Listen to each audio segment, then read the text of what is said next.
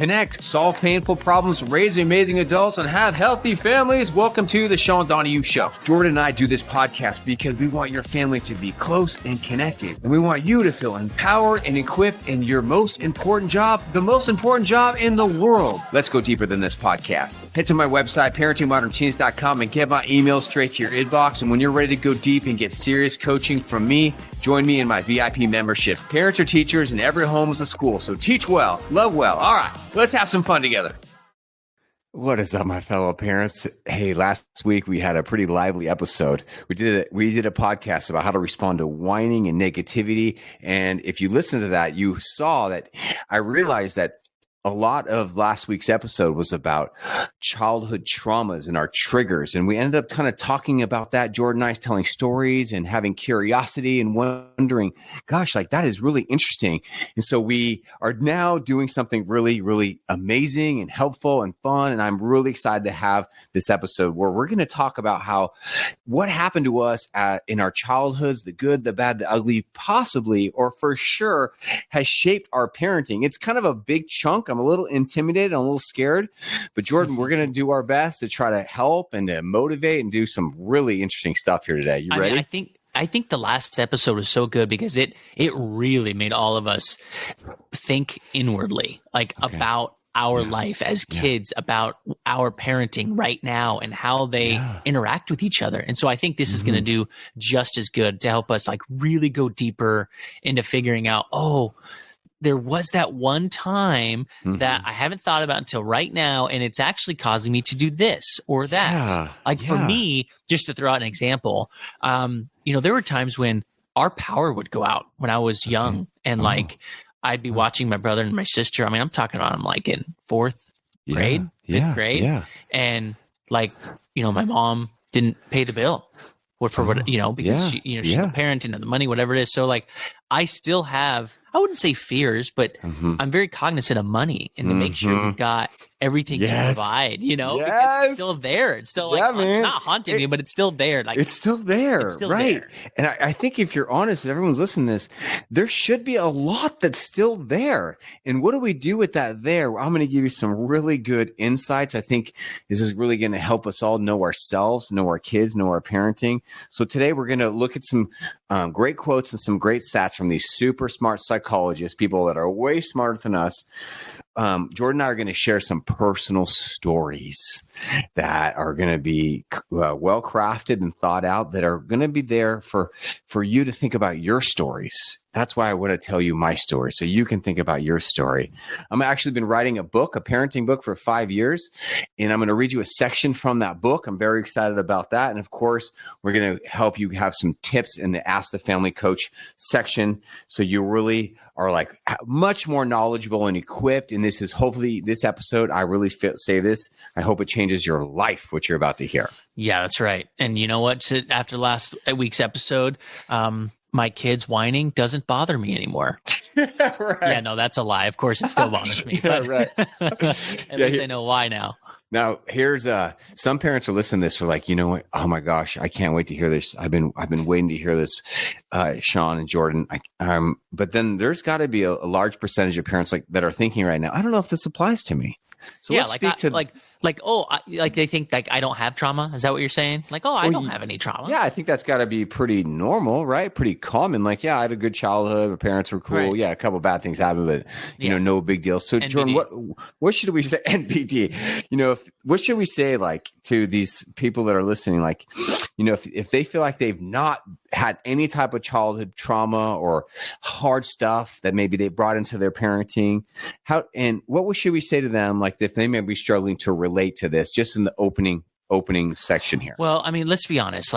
Let's say you're perfect and nothing has bothered you. The reality is the majority of people have had something that bothers them. So even just understanding this is going to make you a better people person, right? Okay. Understanding why your parents are the way they are. Maybe they have trauma from when they were kids that you don't even know and you've never asked them. Maybe you've got friends who have got kids and you could tell they're parenting a little weird. They're parenting a little different than the way I do it. Why is that? Maybe they're dealing with some trauma too. So I think you're going to be able to relate in one way or another. Yeah, that's good. Yeah, and just to, in addition to that, one of the things that kind of struck me is that we from last episode is like we always normalize these triggers. Like my kids whining, it just really triggers me, and we end the conversation there. But just to give you a recap of one of the things that we touched on last week is, let's imagine that you had, as a child, that you were a kid and you were struggling with food, like scarcity or childhood hunger. And now you're a parent and you have a nice life. Your fridge is full of great foods and your kids are whining about food and they're picky eaters. Well, you could see how that would really trigger that person. Tick me off. Totally. Right? It would tick any parent off, but it can really trigger. And so what this episode is really about is we're not here to help you talk about if your parents were homeless or heroin addicts, or this is not what we're going to focus on. That's obvious traumatic type stuff. I want to help you open your eyes about how these little subtle things that might have happened to us. Because there's a lot of them. I think there's a lot of them, right? Yeah. And I think these stories are going to help. So here's a quote to get us started. Okay. Psychology Today did an article which is entitled "How a Legacy of Trauma Affects Parent-Child Relationships." Just that title is kind of juicy, man. A legacy of trauma? That's intense. We could simplify, don't you think? It's like how life affects parenting. Right? Yeah. This is just everyday life. You're right. Life. You know what I mean? It's not like we have to title it as a legacy of trauma. You're right. If you live 50 years, you're going to have a legacy of something. I know, huh? Yeah, it's true. When I hear that word legacy, sometimes people talk about like generational poverty or generational cycles, or I'm breaking cycles. This is very true for many of us. Our grandparents were alcoholics, our parents were alcoholics, we're struggling with alcohol. Our grandparents were rageaholics, workaholics, and it's just how this stuff passed on. Well, here's the quote. So there's this thing called ACEs, adverse childhood experiences. There are actually some great TED Talks on this, and it's one of the terms that psychologists use. And so since a landmark study of adverse childhood events took place in 1998, we have known that childhood trauma is common and has lasting effects. Okay. In that study, among a sample of 10,000 individuals, over half of all the people surveyed experienced at least one traumatic childhood event. One Corey experienced multiple. Experiencing these traumatic childhood events increased the risk for mental and physical health problems. I mean, okay, I don't want to pick this apart, but take it apart. It's fine. That's 50%. All right, I'm going to read it again. Childhood trauma is common. Yes, we know that. It has lasting effects. Of course it does. Yeah. In a study among a sample of 10,000 individuals, half of all the people surveyed experienced at least one traumatic childhood event. Of course they have, because they're alive. One quarter experienced multiple. Okay, experiencing these traumatic childhood events increase the risk of mental and physical health problems. Do they get into the details of what those mental and physical health problems are? Okay. Yeah, so here, I like your response to that. Yeah. It's I wonder if we read this 20 years ago, because this quote is from 1998, man. So if we read this 20 years ago, but it's like maybe we'd be shocked. Like, what? Half adults have trauma? I think maybe. Now it's like 2024. We're like, yeah, we've all been traumatized. Maybe. Whatever. But maybe. I'm just like, who doesn't? Because it's just that's how I feel too. Stubbing your toe, you could say, it creates trauma in my mind. I think you're making a joke, but you're not. I'm because not. Actually, what you're about to see is that, and what I can tell you some stories from clients is, that is like trauma is real. We shouldn't minimize it. Here's some things that they say, like the big picture issues. All right. Okay. And let me ask you, this is kind of a personal question. Did you have any of these happen to you as a kid? Okay. Accidents. What actually, no. You had a major accident. Spilling your coffee? Well, I don't know. It just says accidents. But you were supposed to be a groomsman in my wedding, and you had a major football accident senior year of high school. Oh, like those accidents. You had to have plastic surgery on your face. You could not attend my wedding. So that would be under the adverse childhood experiences. I think that would count. I do. And also, you were in a car accident with your Dodge Ram. So that could also be a second one. All right. Bullying or cyberbullying. Yep. Chaos or dysfunction in the house. Okay. Right. Or this also could be including domestic violence or a parent experiencing a mental illness, substance abuse, or incarceration, death of a loved one, emotional abuse or neglect, physical abuse or neglect, separation from a parent or caregiver, sexual abuse, stress caused by poverty, sudden or severe medical conditions, violence at the home, at school, surrounding community, or war or terrorism. That's the list from I the don't website. think you can not have one of these. Honestly, if you didn't You know have what I one mean? of these, right? It's like, no, I think some kids did not have these. There I can't know be. I had numerous of these, man. I mean, even if you think you've got a perfect home life, some people in your life is going to have, emotional abuse or neglect. I mean, that's just part of living life and figuring out so how to do true. things. Like you have a girlfriend and you have to play the emotional game. I mean, there's some emotional abuse that goes on right there. Gosh, I know, man. I even think of like there used to be like a saying, I don't know if they have it anymore. Like if you're a middle school kid, you're probably going to have either braces, glasses, or acne. It's like used to be a thing. That's right. Right. It's so like for some of these kids, like then the bullying might happen or the self-esteem issues. Like, I think I agree with you. Listen to this list. It doesn't sound too far-fetched. It sounds like, yeah, this is and the last one, normal American life. War or terrorism. I mean, that's completely out of your home life or school life. That is like, well, that's got to be more rare. But yeah, the kids that were part of 9/11 or kids in different countries, right? Well, yeah. Or what if your parent goes off to war? That can be pretty traumatic. Okay. So here's some more common signs because we don't want to emphasize things like war or like, your parent's a drug addict. Some of you listening, that is your reality. But for the majority of us, that's not the trauma we're really going to focus on today. Some of the more common signs and symptoms of childhood trauma in adults. This is what the website says. Ready? PTSD. Yeah. Okay. Post-traumatic stress disorder. And this can mean reliving these events. Or also symptoms of PTSD. I've seen this in kids and teenagers and adults. Withdrawal, avoidance, anger, depression, anxiety, trust, or self-destruction. PTSD. Have you ever seen PTSD in I really haven't. Another man, another woman, and a child? Not PTSD in the sense of that we see in the movies, right? Where it's like haunting nightmares affecting their day-to-day life. I'm sure there's minimal PTSD that, you know, I see all the time. But you said you see it in kids and teenagers. Is there really a way to cure that? Well, it's like, I think to actually like diagnose PTSD, you'd probably have to be like a very highly trained psychologist, right? Or psychiatrist, which I'm not. Yeah, but you could tell if a kid has had some kind of trauma. There can be like, this is probably what you're going through. For sure. Like my team and I, we're working with a teenager right now, very lovely freshman in high school, young man. And he got severely, bullied in the 7th and 8th grade. For his weight, for his looks, for his skin color. And so it's, I believe he has PTSD. Sure. And he's recovering from this because it's like he's still reliving some of this bullying that he's afraid of happening. And then when the slightest little thing might happen or another type of teasing is happening now a year or two later, I'm giving him great tools for this. I'm giving him great support, but it's like it takes him back and it physically affects his body.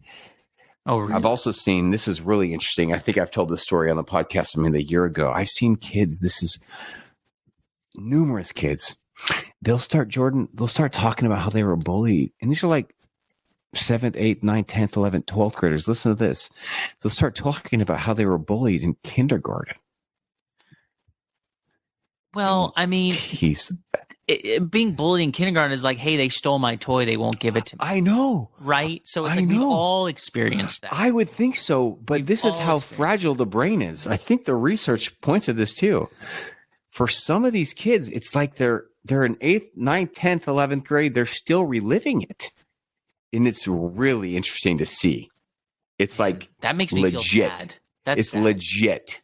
Like holding on to something that long is so problematic for someone mentally, physically, emotionally. I think that's the way the brain works, man. Like you could have 10 kids being bullied in kindergarten, and there's a chance that one of those kids or more it's on the list, man. It's on the list I just read. It says that emotional abuse is on the list. Of course. And things like bullying is on the list. ACEs. It's intense. Here's another thing. Symptoms of childhood trauma. The next one could be attachment or relationship issues. So, like, for example, if you had an inconsistent parent, right? Maybe inconsistent physically or emotionally, they're just so hot and cold. Maybe they were struggling with alcoholism, finances. Then you might form, as an adult, an unhealthy attachment styles in your relationship. Avoidance, anxiety, codependency, disorganization. You could feel like things are just so hot and cold. That kind of makes sense, right? Yeah, that makes sense. Next symptom is if you've ever felt like your emotions are just so up and down, like you just cannot control them. You have a hard time taking time out. So you have a hard time regulating your emotions. Well, it may not be your personality. It might be something deeper. It might be a symptom of childhood trauma in you that is unhealed. It says right here, if your emotions often seem uncontrollable or you have difficulty even expressing them altogether, this could be a sign of neglect or improper treatment towards these emotions. You may overreact in certain scenarios, displaying an overwhelming amount of aggression, anger, joy, or sadness. And I've seen this. We've all seen this. Didn't you share the example with your buddy last week where he just snapped at his kid when they didn't go to where he wanted them to go, right? We all had that friend that just like snaps. You're like, why did you get so angry so fast? Right. Yeah, we're in an arcade and it's just like, boom. Boom, there it is. I think like whether it's PTSD or what, I don't want to judge him or label him, psychologize him, but it's like, just ask yourself, are you this person that I'm talking about right now? Are you that person where things are good, you're in a good spot, and then somebody does something and it takes you to a different place, so quickly. You are in that intensity of that fear and you feel like, you feel like you don't want to sit in that. You got to do something. You got to say something, or you just get overwhelmed and then you convince yourself that you're doing these reactions is right and normal. And you've convinced yourself of this for years. That could be a sign that there's some deeper stuff, right? 100%. And maybe no one's ever told you or made you come to realize this. Maybe you thought it was normal this whole time. Maybe you thought it's normal this whole time. And no one's ever said, hey, like, this is not an anger issue. You think it's an anger issue. It's not. This is a deeper issue that... That's what I was wondering, if you mentioned something to your friend when they snapped last week, because what is our role? Let's say we are that friend. Do we approach them and say, hey, I've noticed this, or do we mind our own business? That's a question we all have to ask ourselves. I think I'm definitely going to talk to this friend because I love him. I cherish him. I like him. I think he's a great dad and a great man. It's just like, I'm just seeing some things and I just want to be helpful, Yeah. That's right. How do you talk? I don't know. Cause then it's so weird. Right. It's so weird. Yeah. What's the next thing? All right. So how about this? Like, we've all heard of PTSD in soldiers, but have you ever had a conversation? This is why I like this episode. It's like we're talking about things no one ever talks about. I'm going to read you a quote on PTSD in parenting. Have you ever had a conversation about how we can bring PTSD into our parenting and that's going to affect us and our kids and our spouses? Have you ever talked about that before? No. Me neither. Not once. Never even read about it. Right. Hey, who has? All right. Well, here's a European Journal of Psychotraumatology. Come on, dude. That's a word. Psychotraumatology. No. Psychotraumatology. Oh, there you go. The European Journal of Psychotraumatology. Okay, can you read that for me? Can you read it? Yeah, has researched the impact of parental post-traumatic stress disorder in parenting. Parental PTSD is associated with impaired functioning across a number of parenting domains, and this includes increased levels of parenting stress, lower parenting satisfaction, less optimal parent-child relationships, and more frequent use of negative parenting practices. Yeah, that makes sense. Just go to a theme park. I'm sure you'll see it all over the place. Dude. What's up with that? It's crazy. What? That is so true. That is so true. You see some horrible parenting at theme parks. I don't understand it. It's like parents cursing at their child, yelling, slapping them in the face, whatever it is. I'm just looking at them like, my gosh, they are jacked up over there. That is so funny and sad and true at the same time. Okay, where else? Where else can you see really, really You've bad got parenting? the security at Disney World coming up. Excuse me, sir. This is the most wonderful place in the world. You need to cut it out right now. Like, oh my gosh. I've seen it at like Walmart, right? Box stores, I was thinking that. Toy stores. Toy stores, yeah. But just shopping in general. I remember one time my mom got so mad at me and my brother because we were bored. She's at the checkout line. There's a line and like she's checking out. Sure. So we're playing like X-Men, right? I was Wolverine. He was Cyclops. We were battling, and she got so upset that we were disrespecting her by playing. What kids do? We just play, right? We were so bored and we were just playing and causing a scene. Oh my gosh. How about this? Okay, we made a list. Top 5 areas of your life when your parenting trauma comes out. Definitely at the theme park is going to be in the top 5. Park. Here's another one. Ready? Yeah. I think this could be the number one. And this is personal. So even though I'm laughing right now, I'm thinking about my own childhood and my own childhood trauma. How a parent responds when guests are coming over. Oh, when guests are coming over. Mm-hmm. Oh, yeah. We got to get this house in tip-top shape right now. Dude, the crazies come out. The crazy comes out of people in that situation. Yeah. Camping with Sean. Oh, yeah. Clean up, camping, packing up. Oh, my gosh. Yeah. Is there anything else? I got nothing else. Else. Okay. Road rage, but that's not parenting. That's more just people getting crazy. But how about just a car ride?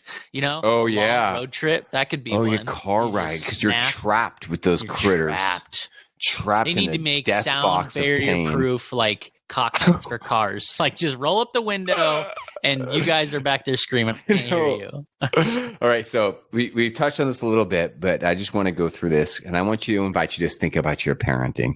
Do you do any of these things I'm about to list? All right. Avoidance.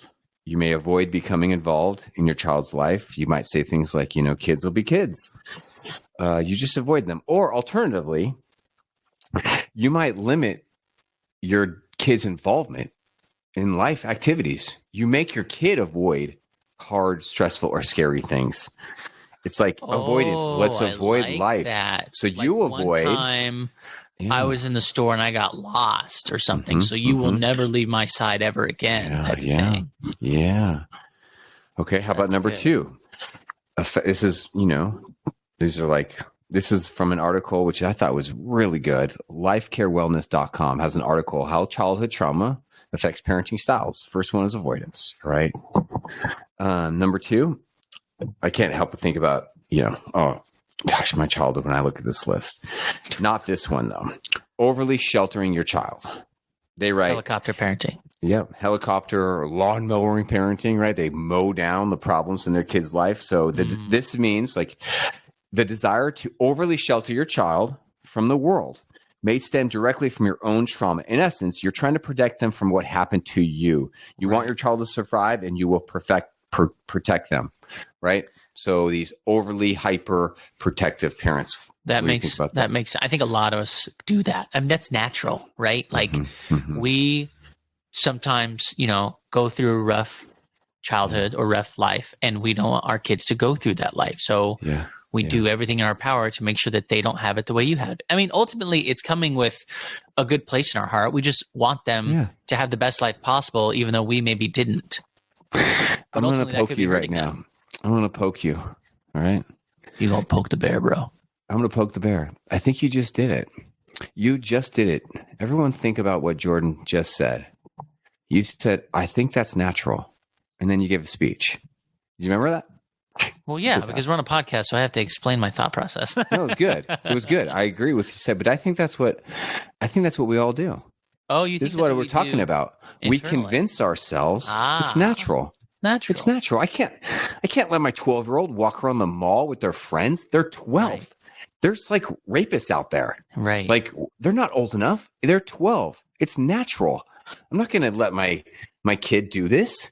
Like, I'm not going to let them stay in a class in the 4th grade around a bully. That would be bad parenting. That's natural for any parent to get involved. Talk to the teachers, talk to the principals. right? So this is what we do. So then it sounds like there's a fine line of what's good over sheltering your child versus what's bad over sheltering your child. Because I would argue me over sheltering my child on, like tech time, phones, computers is good.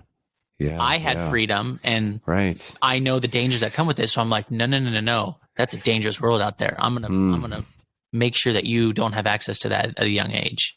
Yeah. I mean, think about yourself. Where's your line, everybody? Or if properly sheltering your child, or overly sheltering your child, or how about under sheltering your child?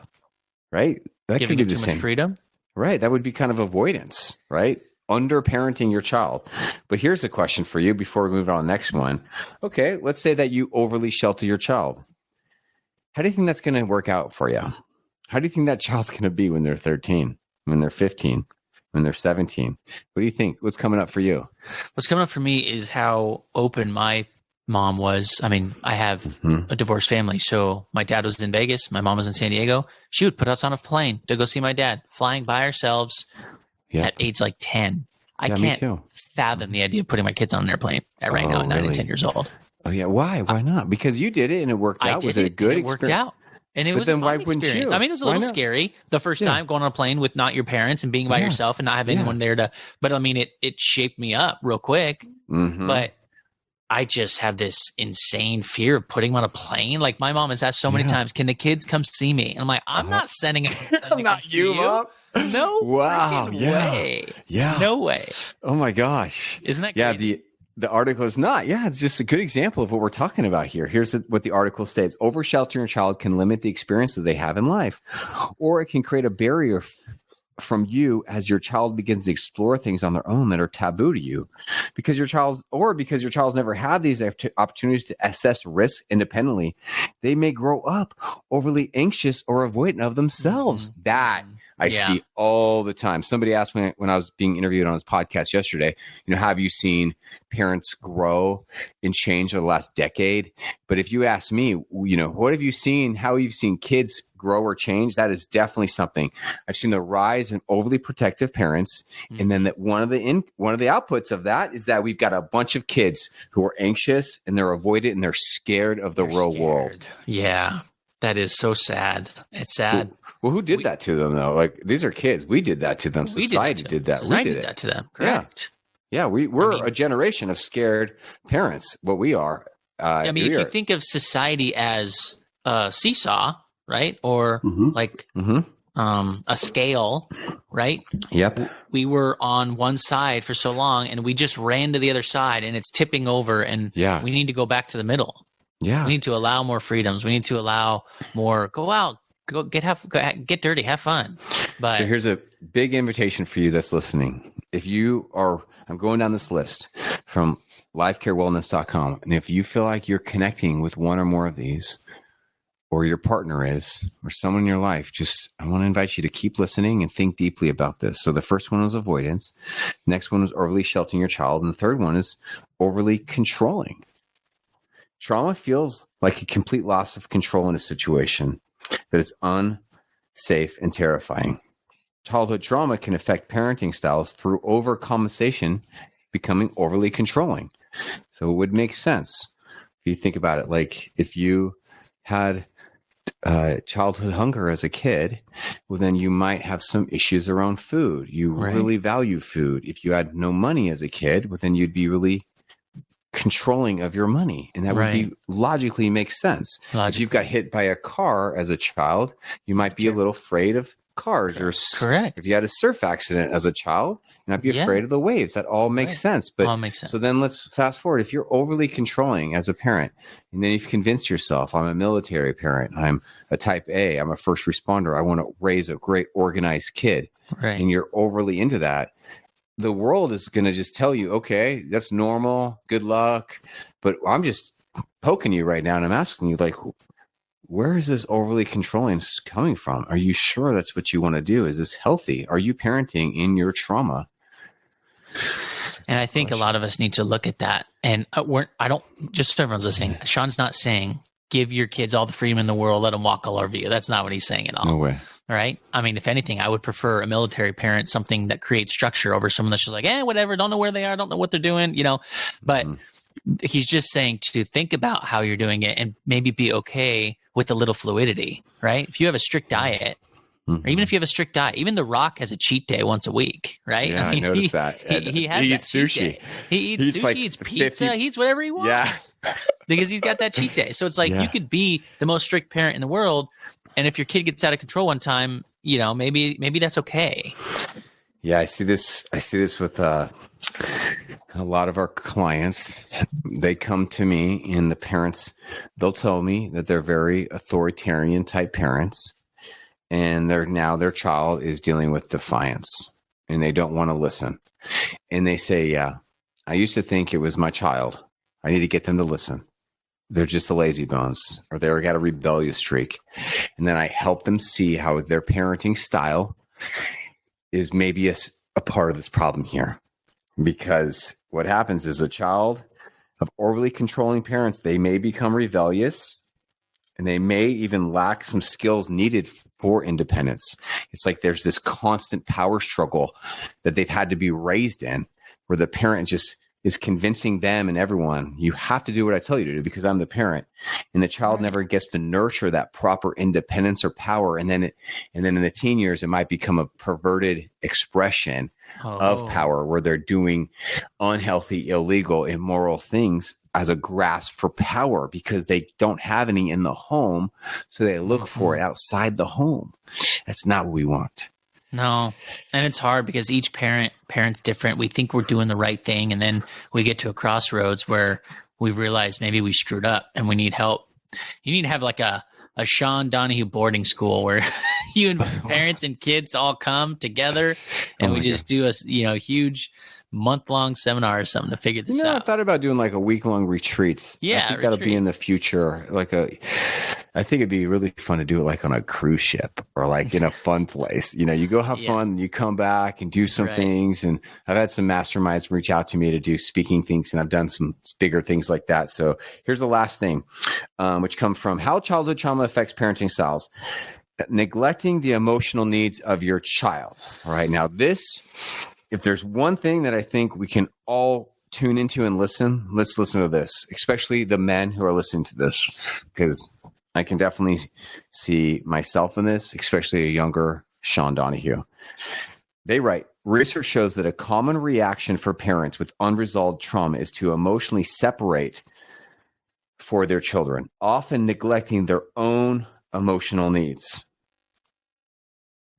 No, I read it wrong. You mean often neglecting their child's emotional needs. Right. So before I continue, this should sound very familiar to many of us. Yeah. Deal with it. Suck it up. Stop crying. Yeah. Stop whining. Listen, why? If you're younger than 18 years old, you don't have any emotional needs in my house. Right. Okay? Be quiet. One more time. You're grounded. 1, 2. Parenting naturally creates an environment where you and your children are often exposed to a host of vulnerable emotions.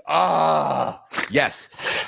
Sadness, guilt, love, anger. With those unresolved trauma, often avoid those feelings. So you don't want to slow down and do these things that we talk about on this podcast. We don't want to slow down and do the hard work that I hope my clients do in my VIP membership. You don't want to take the time to nurture those emotional, vulnerable feelings that you have, that your kids have, and you want to neglect them and you want to avoid them. Sounds pretty familiar, doesn't it? This just makes me laugh. It's like, okay, parents, listen up. We've got the 411, how to be a good parent. Okay, don't be overly controlling. Okay, so give them prenup. Yeah, but nope, not too much. Okay, you gotta be right in the middle there. Oh, okay. Make sure you take care of them. They have emotions too. Okay, so I need to coddle them. No, don't coddle them. You need to make sure that they can overcome their emotions on their own. You're like, wait a second, dude, what am I supposed to do here? Because I know someone commentary. they tend to their child's every single emotional needs, and it drives me nuts watching it. And I'm like, are you freaking kidding me? So now I'm looking at the kid playing with their parents Mm-hmm. with emotional needs and throwing things out. Like, what can I get away with? We don't What see can that I on the do? list. No, that's but not I can on the see list. the child is doing it, and I'm watching it happen. And I'm like, you guys need to freaking stop this right now as parents. Oh my gosh, Jordan, you're adding something to this list from lifecarewellness.com that I think should be on the list. I think let's title it. So instead of overly sheltering your kid or overly controlling, instead of neglecting, you are overly invested. Yes, to every single. You are Mommy, codependent. can you help me? Oh, you are codependent. Right. Your relationship lacks boundaries. Correct. Emotional boundaries. That is, dude, what a great contribution. Yes. So I think we should all just take from this podcast episode, take the good and leave the bad. Take the stuff that relates to you and I. Here's what I'm getting out of this. We want to have mindfulness and self-awareness of these extremes. That's good. Are you on a regular, consistent basis, like avoiding your kid, overly sheltering them, overly controlling, neglecting? Are you in a codependent relationship with your child? If you are, you're overly emotionally invested in them, it's time for you to really slow down and look at your childhood and listen to the words I'm about to give you when we get to the Ask the Family Coach part. I'm so glad. Does that make sense? I'm so glad you're the family coach, because if I was the family coach, here's what I'd say to everybody. Like, all right, guys, here's what I'm getting out of this. I don't know what the heck to do. Good luck, because nothing seems to be working. All right. So just go out there and run with it. And you let me know how it works for you. Dude. So we've got the stats, right? It says don't do this and do this and don't do this and do this. But it's complicated. It really is. That's what I'm getting. I'm like, I can't figure this out. And hold on, man. But hold on. Let's slow it down. Okay, hold on. Yeah, but is it complicated? Because what I just shared right there, I thought was helpful. Maybe it wasn't as helpful. It's like it is helpful, but it's just look for the extreme and the patterns in your parenting, right? But I don't know if a lot of us have extremes, or maybe we do and we're not seeing it. And that's your point. Maybe there are extremes that we're not aware of, and we need to really become aware. I've got some notes coming up in about 3 minutes that I want to poke at. I want to talk about those extremes that we may not be aware of. Okay. All right. But this is why we make this.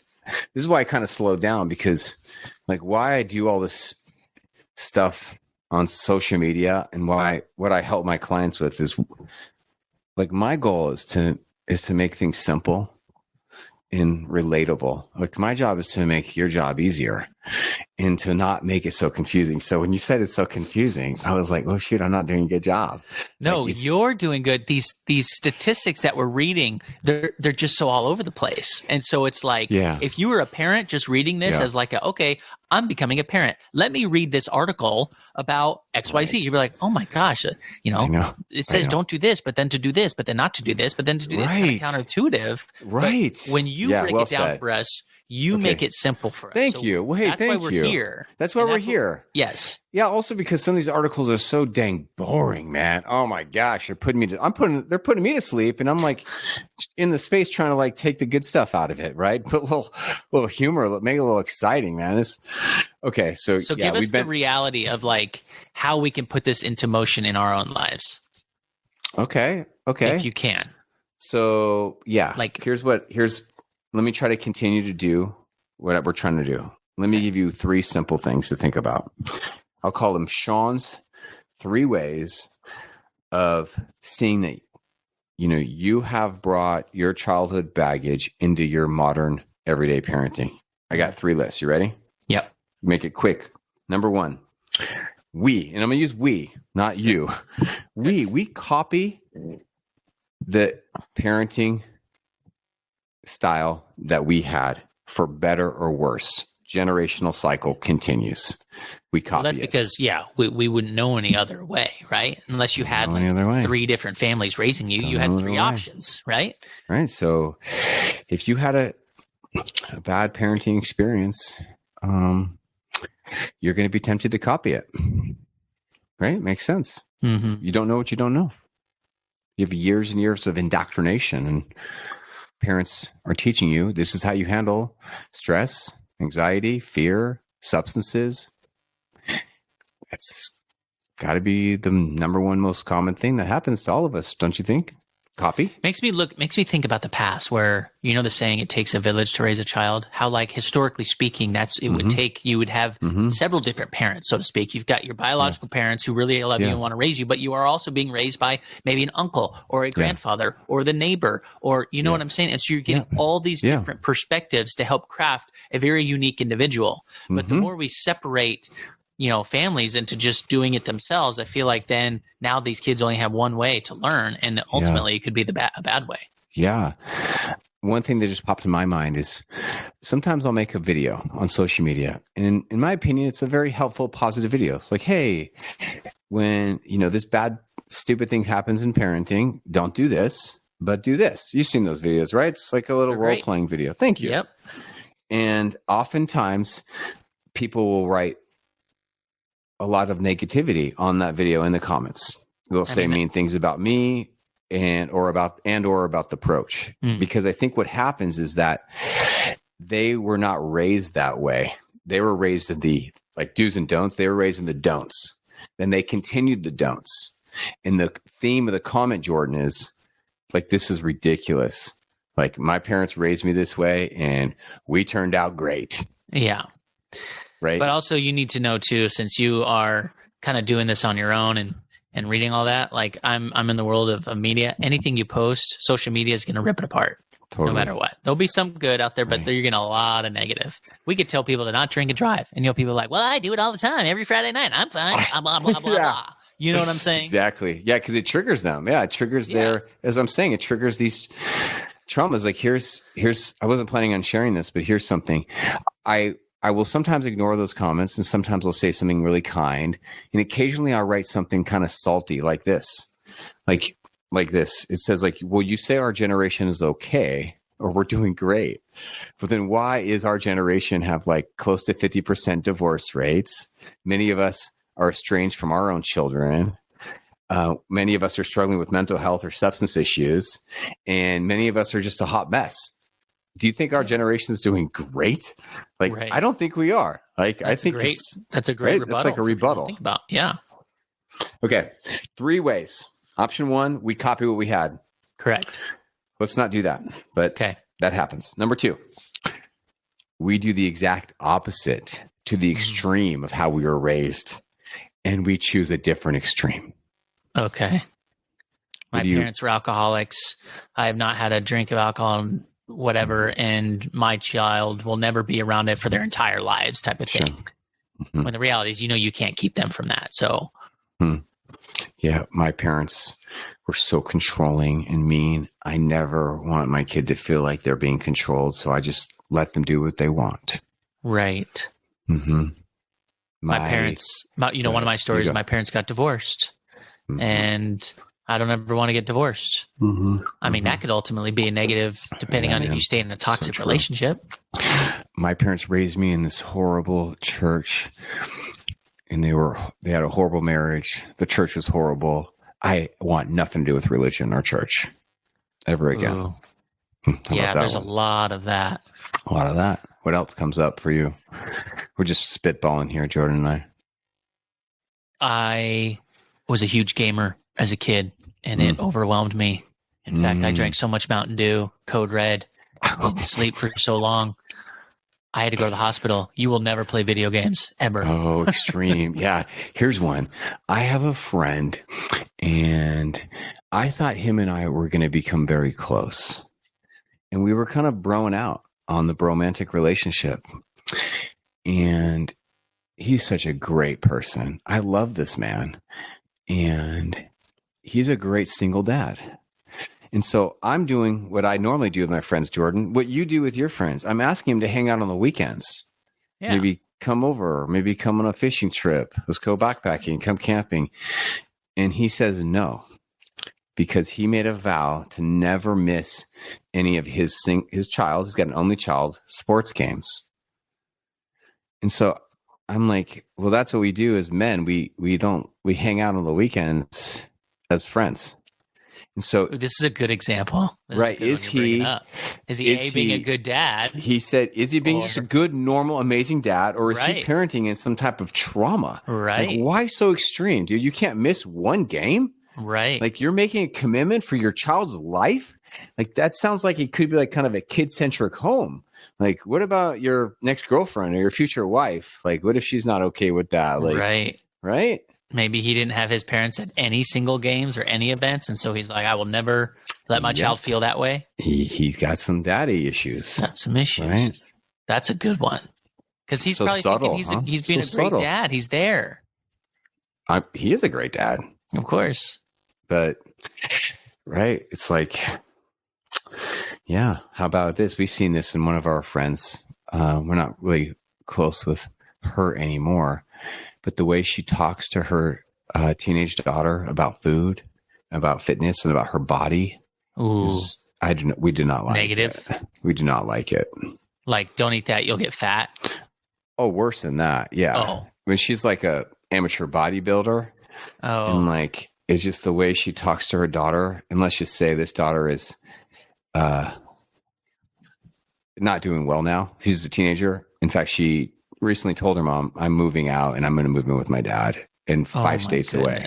Right. Whoa. That's crazy. So like, what happened to this mother's childhood that then she brought this trauma of food and fitness and physique into her parenting that has now hurt her child so much. And one of the reasons, I don't know why this child moved away. So I'm just, take this with a grain of salt, but yeah, that's not what you want. That's not what you want. That's going to the extreme. 3 ways that I see. Number 1, we copy what we had, for better or worse. Generational cycles continue. Number 2, we do the exact opposite of the extreme we were raised with. Ouch. Number 3 is very deep. We feel like the scary past is happening in the parenting present. Or we're scared of the past coming back to the present. Yeah. We feel, no, that's not what I said. It's close. We feel like the scary past is happening in the present. Like, going back to that arcade, here we are at a mini golf course. We're in the arcade, getting ready to go play mini golf. And my buddy is raging at his kids in the arcade because they took off a few, like 30, 50 feet away, where you could see them, to run to my family. Right.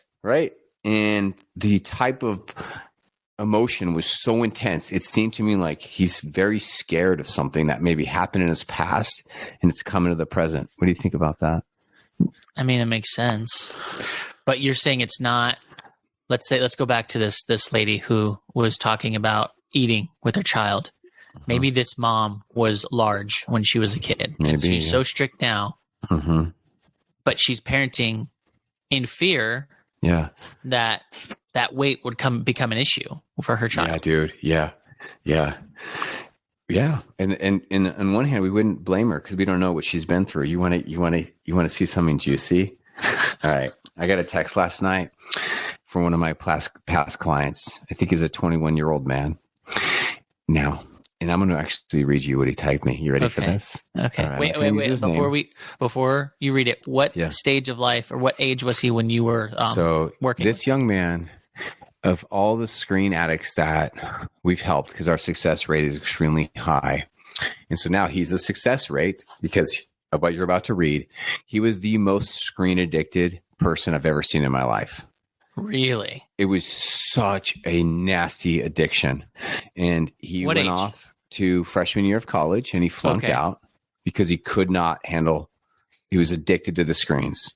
We started giving him coaching, counseling. We started giving the parents some tools, some boundaries. Nothing worked, dude. The guy was just addicted to the screens and his life was just going downhill. His physical life, mental life was all like all-time lows. It was super weird and sad. And so like I do with a lot of the clients I work with, I check up on them occasionally. So I texted them. I said, yo, man, here's what I said. I miss you. What's new, buddy? And here's the short version of what he typed. You ready for this? Yeah. Hey, Sean, thanks for reaching out. Hope you're doing well and had a good holiday. I've been doing much better. Last year, 2023, from spring to the end of fall, I worked as a canoe guide in the Algonquin Park, which was amazing. I was able to go on canoe trips on my days off, and I lived with about 50 coworkers, was able to have some really fun times. When we spoke before, I really didn't have a plan for my future, but I'm really excited to become an outdoor adventure guide. So come this fall, I'm taking a 2-year college program to get my certifications. In the meantime, I moved to the White House, Yukon. It's been a real change here. Temperatures averaging around minus 25 degrees Celsius and dropping to as low as minus 50 in the winter, but I'm really enjoying it so far. The landscape's beautiful. I've been regular hiking, skiing regularly, and come spring, I'll start biking, canoeing. I still struggle with a lot of anxiety, and I've started to take some supplements to manage it. I'm just getting out into nature and being active. It's really helped. All told, I feel like I finally have something I want to do with my life, and I'm feeling much less stressed and happier. That's amazing, man. What was that like when you read that? That's so cool. I'm still living it. I just read it last night. That's the second time I've read it. I responded to him. Here's what I said. I said, yo, this is such great news. I knew you would make the needed changes and find a life adventure and challenge. I'm not surprised at all by this text, dude. I knew you had it in you, and you'd find your people and your passions and your visions. Can you send me some photos of the terrain, the river? Sounds amazing. That's what I typed. He hasn't responded yet. We should go visit him in the Yukon. I've always wanted to go up there. That's so rad. That's so cool. I'm so glad someone who was addicted to a screen that much is now probably in an area you barely have internet. That's what it takes sometimes, Yeah, right? I just hope he doesn't bring that trauma into his parenting, you know. Right, hope he balances it out. His kid may not be into the outdoors like he is. He might deal with a lot of pain. And all right, so here's some things. Man. Let me just do what I said I want to do a few minutes ago. All right, here's some ideas that might come up for you. I'm just poking you over here, everybody. When we feel like the scary past is happening in the present, here's what it might sound like. Are you ready for this? Okay. If my daughter gets a C, then this will directly hurt her future. What do you think about that? Too much? Could that be a parent living in parenting trauma? Yeah, like they didn't get good grades. They didn't make it to the college they wanted to because they didn't get the 4.0 they needed. Yeah, it could be. I mean, how many movies are based on that? The father is so strict with their kids, making sure they get good grades. Mm-hmm. Let's say their parents just grinded them to have perfect grades and they're passing that on. Yeah. Or maybe probably what happened is they were telling themselves this as a kid. I have to get good grades so I can go to this great college. I have to. Yeah. And now they stopped telling themselves this. And now they're telling their child that if you get a C, your life's going downhill. Right. Can you see how that can slip in? Yeah. How about this one? Or it makes me think of like the sports parent, like we've talked about, right? The sports parent. You were a good football player as a kid. My kid's going to practice. Is going to be the best. You better not miss leg day. Great example. The traumatized sports parent. They're traumatized. How about this one? I feel like you hate me. What do you think about that? The parents are saying this or the child is saying this? Let's go with the parents. The parents are saying this to the kid? I feel like you hate me? Yeah, or saying it to their spouse. One parent saying to another person, I feel like you hate me. Tell me, how could that be an example of how the scary past, it feels like it's happening in the present? I don't know. Give me an example. Oh, I'm just stretching here. They never found love. They didn't have, their parents didn't show love too much to them. And so I don't know. I think one theory could be that in the past, maybe somebody did hate them or somebody really was not there for them. And then now they are an adult and nobody hates them. Right. Nobody hates them. But they feel like someone hates them. It's like, here's the same thing. Example. I feel like this is how you think about me. Or I feel like you don't care about me. Or I feel like I'm a bad person. If you ever had those thoughts, those could be signs of unhealed trauma because the person in your life could be like, no, I don't feel that way. I love you. I don't hate you. I'm here. You're not a bad person. Where is this coming from? Right. Right? Can you see how subtle that is? Yeah, isn't that interesting? Those are tough. Mm-hmm. All right, man. So trauma responses. So these are, okay, so now you're giving us parents responses to some of these. Yeah.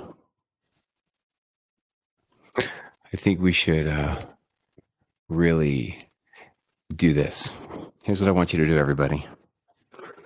I want you to spend the next few days of your life, or a day, before you listen to part 2 of this episode. And I want you to really think deeply about what you've heard here today. It's like a homework assignment. I'm coaching you and I'm giving you a challenge. How have I brought my painful events of my childhood into my present? Am I really living in the moment, or am I not? Am I just actually dealing with not only the pain of the moment when I'm in pain, but I'm also dealing with the unhealed pain from the past? Mm-hmm. Because that is deep. Let me say it again. Parenting and family life and marriage is painful. And that's normal. But the question you have had to ask yourself is, are you dealing with the pain of the moment, or moment in addition to unhealed pain from the past? And come back next episode. Jordan and I are going to share some more our personal stories and really give you some more support for tools on how to heal parenting trauma, how to stop parenting trauma and fear from coming into your present, share our personal stories of growth and change and healing and some stuff we went through. And I'm going to give you some great action steps on how to break these cycles.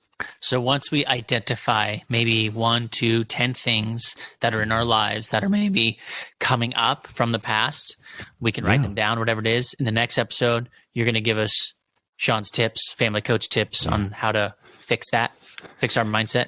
And go, and and then go to my Instagram or my TikTok or my Facebook. It's The Family Coach, or on Facebook, or on YouTube. On Facebook, it's called Parenting with Sean. And then I want you to write something really deep in the comments and about what you learned, about what you're thinking about this episode. Because I'm going to make a post about this episode, and I want you to write what's coming up for you. Let's make a little journal board. Go to that Instagram or that TikTok and write down. Probably Instagram is the best because they allow you to write longer. So let's just do this. Go to the Instagram page, The Family Coach, and write what's coming up for you. What are you learning about yourself and about parenting from this episode? And if you don't have anything to share, well, then comment on somebody else's, and let's make a little community board on that, on my Instagram page. Sound good, Jordan? That sounds great. Well, hey, man, here's what I'm thankful for. I'm thankful to have people in my life like these articles, and who have helped me understand my childhood and my trauma. And I'm thankful for healers who have helped me to grow and heal and to learn that I do not need to live in the pain of the past. I'm thankful for those people. And I'm thankful for you, someone I love and trust, that I can actually talk about these things privately, which I will next episode. Thank you. I love that. I'm thankful that, I mean, this is going to sound weird, but this is just the way I look at it. I'm thankful that we have trauma to talk about. I'm thankful that we have these life experiences to help craft how we're going to be in the future. I'm thankful that, I mean, without them, we're alive. So we're going to have some kind of trauma because we're alive. We're walking this earth. And I'm just thankful for the opportunity to get those so that we can ultimately craft a better person ourselves in the future. Thank you so much for joining us today. You are a good parent. Oh my gosh, family life and parenting is so hard. I hope today gave you some tools and some inspiration. And if you're enjoying this podcast, then please do me a favor. Leave us a positive review on your podcast provider. And if you're hearing this and you're struggling as a parent, your family is struggling, or you need parenting tools for that one challenging, struggling kid, well, I will see you in a live Zoom call inside my VIP membership, and I will give you the specific tools you need to solve every problem you have and to stay strong, be close, and teach wisdom.